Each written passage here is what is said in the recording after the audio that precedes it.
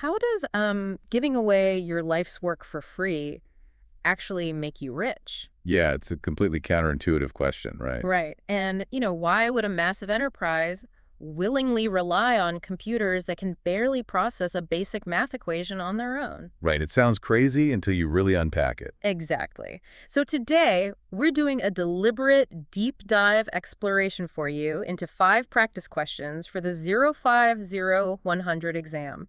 We're going to uncover the hidden logic behind tech business and architecture. And we are definitely taking our time with this one. Yeah, we're keeping the tone measured, professional, and slightly slower paced today so you can truly absorb every detail without rushing. We'll use a hypothetical tech product as our roadmap to get through this. That sounds like a great way to break it down. Okay, so let's say our startup just built this, killer new app. We need to monetize it, but we don't want to alienate our open source community. Which brings us to question 1. A software company releases a product for free under a strict sharing agreement, but also sells the exact same product under a commercial agreement for customers who want to keep their modifications private. What is this business strategy called? The correct answer is C. Dual licensing is a business strategy in which the same software is offered under 2 different licensing models. Okay, 2 different models for the exact same code. Right.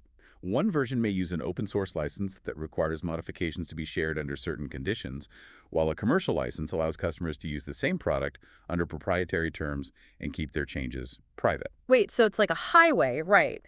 You have a free public lane and Yeah. then, a paid private toll lane going to the exact same destination. That is a really perfect analogy. The catch is legal liability for those big enterprise companies. Right, because they don't want to accidentally share their proprietary secrets. Okay, so we're monetizing our app. Now, how does the hardware itself actually access resources in our office? Question 2. If a computer terminal relies entirely on a central server to perform all processing tasks and data storage instead of using its own local hardware, what type of architectural design is this terminal using? The correct answer is A. A thin client is a computer or terminal that depends mainly on a central server for processing, application execution, and data storage.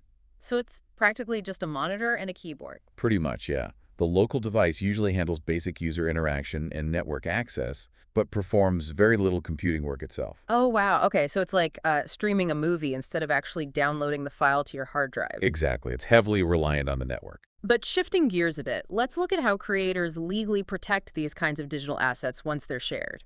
Let's say we commission a custom logo. Question 3.